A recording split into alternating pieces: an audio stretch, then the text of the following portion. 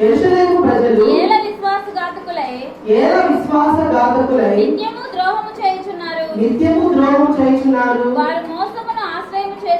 వారు మోసమును ఆశ్రయముగా చేసుకొని తిరిగి రామని ఏల చెప్పుచున్నారు. మనం పరిశీలించినట్లయితే మనం చదువుకున్న పాత నిబంధన పాఠ్యభాగంలో దేవుడిని యెహోవా సెలవిస్తున్నాడు. ఇక్కడ ఇశ్రాయేలీయులు విశ్వాసఘాతకులుగా ఉన్నారు అని ఇక్కడ యెహోవా దేవుడు తెలియజేస్తున్నాడు. అలాగే యెరూషలేము ప్రజలు వారు ఏం చేస్తారంటే పడిపోయినా కూడా వారు తిరిగి దేవుని యొక్కకు రావడం లేదంట. మరి ఎలాగంటే దేవుని యొక్క కార్యాలు రుచి చూశారు. మనం చూసినట్లయితే ఇశ్రాయేలు ప్రజలకు దేవాతి దేవుడు ఎన్నో గొప్ప కార్యాలు చేశాడు. మనం ఎగ్జాంపుల్ గా చెప్పుకున్నట్లయితే బానిసత్వంలో నుంచి దేవుడు విడిపించినట్టు మనం చూస్తాం.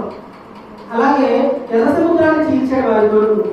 అలాగే వారు పూరేడులను కురిపించాడు. మాకు ఈ కార్యక్రమం మేము తినలేకపోతున్నాం అంటే పూరేడులను కురిపించే వారికి మాంసాహారాన్ని దేవుడు ఇచ్చాడు. అలాగే వారిని బానిస